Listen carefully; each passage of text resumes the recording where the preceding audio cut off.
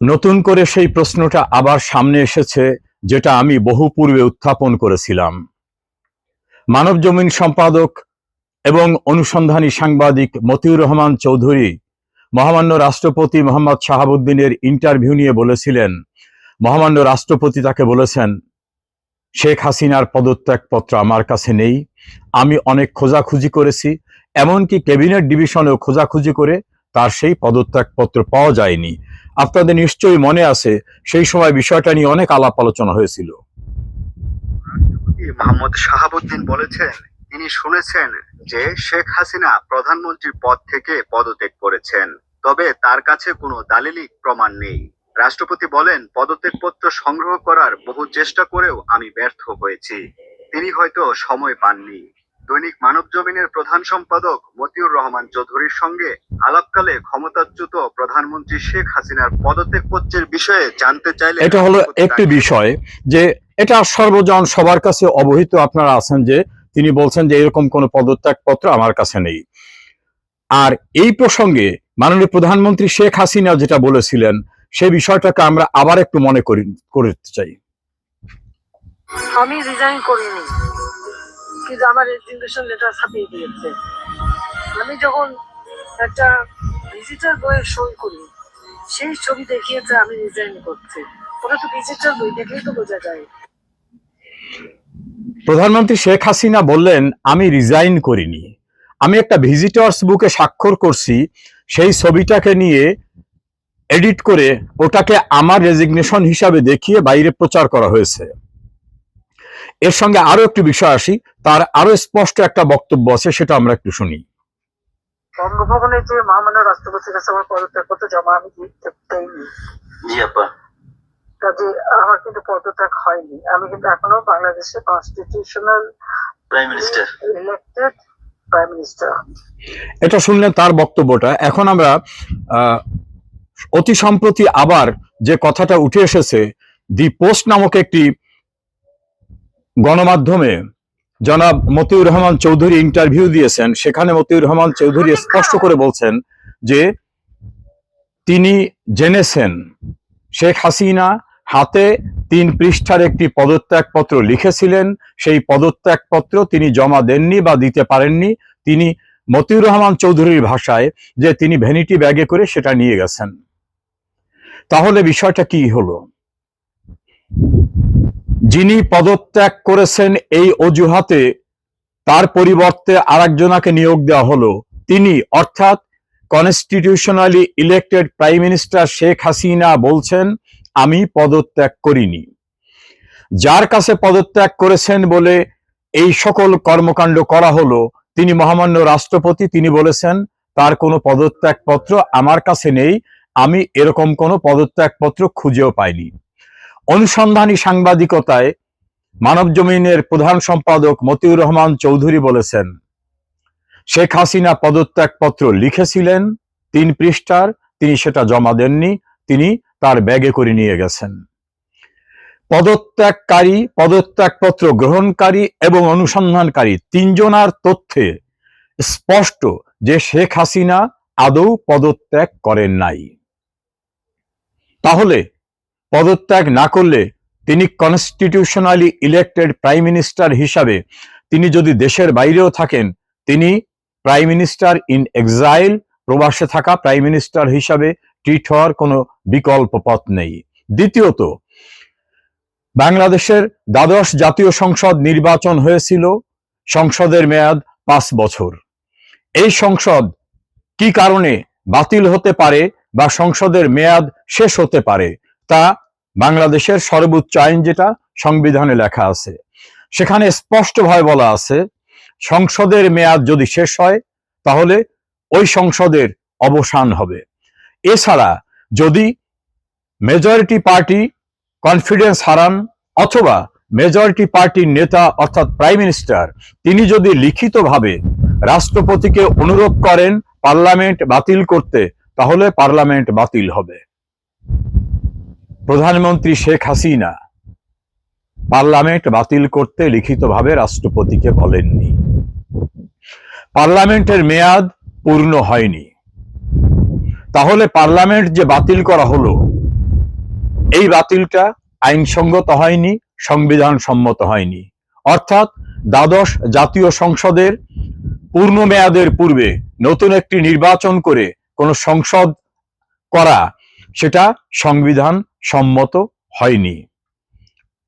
এর চেয়ে ইম্পর্ট্যান্ট বিষয়টা, শেখ হাসিনার অনুপস্থিতিতে ডক্টর মোহাম্মদ ইউনূসের নেতৃত্বে যে একটি অন্তর্বর্তীকালীন সরকার নামক ব্যবস্থা কাজ করেছে, তার ভিত্তি কি? মহামান্য রাষ্ট্রপতি সুপ্রিম কোর্টের কাছে একটা রেফারেন্স পাঠিয়েছিলেন, এমনটা বলা হয়। যদিও সেটা নিয়ে অনেক বিতর্ক, কারণ সেই সময় বিচারপতিরা জীবনের নিরাপত্তাহীনতার কারণে বিভিন্ন জায়গায় ছিলেন। ডকুমেন্টারি এভিডেন্স যে senior most justice M Enayetur Rahim, তিনি ক্যান্টনমেন্টে ছিলেন। পরবর্তীতে দেখা যায় মহামান্য প্রধান বিচারপতিও ক্যান্টনমেন্টে ছিলেন। অন্যান্য বিচারপতিরাও জীবনের নিরাপত্তার জন্য তারা বিভিন্নভাবে বিভিন্ন জায়গায় ছিলেন। আমরা যদি যুক্তির খাতিরে ধরেও নেই যে একটি রেফারেন্সের জন্য শুনানি হয়েছে, সেটা কি আদৌ শুনানি? অ্যাটর্নি জেনারেলের নিয়োগ হওয়ার পর কখন শুনানি হলো? আদৌ কি কোর্ট ফাংশন ছিল? আদৌ কি ফুল কোর্ট বসেছিল? আদৌ কি সেখানে কোনো শুনানি হয়েছে? এর কোনো প্রমাণ তথ্য আজ পর্যন্ত পাওয়া যায়নি। এতটা সত্ত্বেও যদি ধরে নিই যে হ্যাঁ, একটা শুনানি হয়েছে বা সুপ্রিম কোর্ট একটা রেফারেন্স দিয়েছে, এটাই সবচেয়ে ইম্পর্ট্যান্ট কথা। সুপ্রিম কোর্টের কথিত সেই রেফারেন্সে প্রথমেই উল্লেখ করা হয়েছে বাংলাদেশের সংবিধানে তত্ত্বাবধায়ক সরকার ব্যবস্থা নাই। অর্থাৎ সুপ্রিম কোর্ট মাথায় রেখেছে কনস্টিটিউশনে এরকম কোনো প্রভিশন নেই। কনক্লুশন এসে বলছে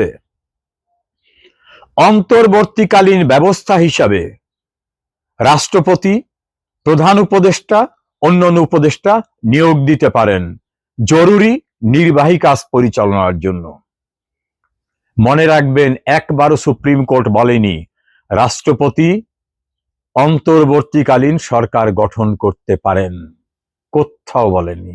আমি চ্যালেঞ্জ করে বলছি সুপ্রিম কোর্ট কোথাও বলেনি যে রাষ্ট্রপতি অন্তর্বর্তীকালীন সরকার গঠন করতে পারেন। কারণ সুপ্রিম কোর্টের অবশ্যই মাথায় ছিল, বিবেচনায় ছিল যে এমন সরকার গঠন করতে আমরা বলতে পারি না যেটা সংবিধানে আদৌ নেই। তাহলে অন্তর্বর্তীকালীন ব্যবস্থা আর অন্তর্বর্তীকালীন সরকার এক জিনিস নয়। যদি মহামান্য রাষ্ট্রপতি, রাষ্ট্রের প্রধান, অন্তর্বর্তীকালীন সময়ে যদি কোনো ভ্যাকুয়াম হয় নির্বাহী জরুরি কাজ পরিচালনার জন্য, তিনি কাউকে নিয়োগ দিতে পারেন। রাষ্ট্রপতির উপদেষ্টা থাকতে পারে, রাষ্ট্রপতির মিলিটারি সেক্রেটারি থাকতে পারে, রাষ্ট্রপতির প্রেস সেক্রেটারি থাকতে পারে, রাষ্ট্রপতির পাবলিক রিলেশন সেক্রেটারি থাকতে পারে, অ্যাডভাইজার থাকতে পারে, ডিফেন্স অ্যাডভাইজার থাকতে পারে। তাহলে যদি ধরে নেওয়া হয়, তাহলে যারা সেই সময় নিয়োগ পেয়েছিলেন তারা পেয়েছিলেন রাষ্ট্রপতিকে উপদেশ দেবেন এভাবে উপদেষ্টা হিসাবে, কোনোভাবেই অন্তর্বর্তীকালীন সরকার নয়। সেটাই যদি হয়, তাহলে তাদের কৃতকর্ম কোনোভাবেই সরকারের পূর্ণাঙ্গ যে স্ট্রাকচার কনস্টিটিউশনালি, সেই স্ট্রাকচারের কর্মকাণ্ড না। তারা বিদেশের সঙ্গে কোনো চুক্তি করা, তারা কোনো পলিসি ডিসিশন করা, তারা কনস্টিটিউশনের বাইরে গিয়ে আইসিটি ট্রাইব্যুনাল গঠন করা, বিচারক নিয়োগ করা, ট্রাইব্যুনালের ফরমেশন করা, পার্লামেন্ট প্রসেসে যাওয়া, অন্যান্য যা কিছু করেছেন সবটাই ছিল উইদাউট লফুল অথরিটি, অর্থাৎ আইনগত কর্তৃত্ব বহির্ভূত।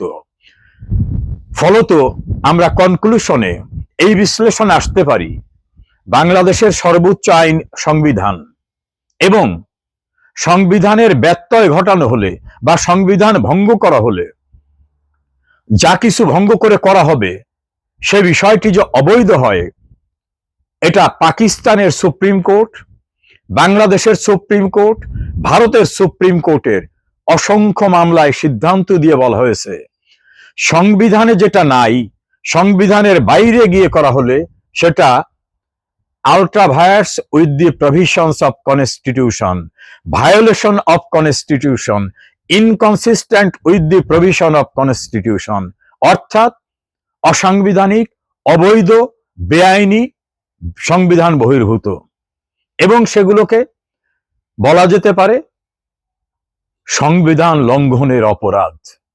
এ জাতীয় অপরাধ অতীতে করে, অবৈধ উপায়ে ক্ষমতা দখল করে যারা পঞ্চম সংশোধনী এবং সপ্তম সংশোধনী করে সংবিধানের আত্মরক্ষার চেষ্টা করেছিলেন, যারা খুন করে ক্ষমতা দখল করে এই প্রোটেকশন নিয়ে দাম্ভিকতার সঙ্গে বলেছিলেন যে উই আর কনস্টিটিউশনালি প্রোটেক্টেড, তাদের দাম্ভিকতা চূর্ণ হয়েছে, বিচার হয়েছে, কারো কারো মৃত্যুদণ্ড হয়েছে, মৃত্যুদণ্ড সর্বোচ্চ আদালতে কনফার্ম হয়েছে, মৃত্যুদণ্ড কার্যকর হয়েছে।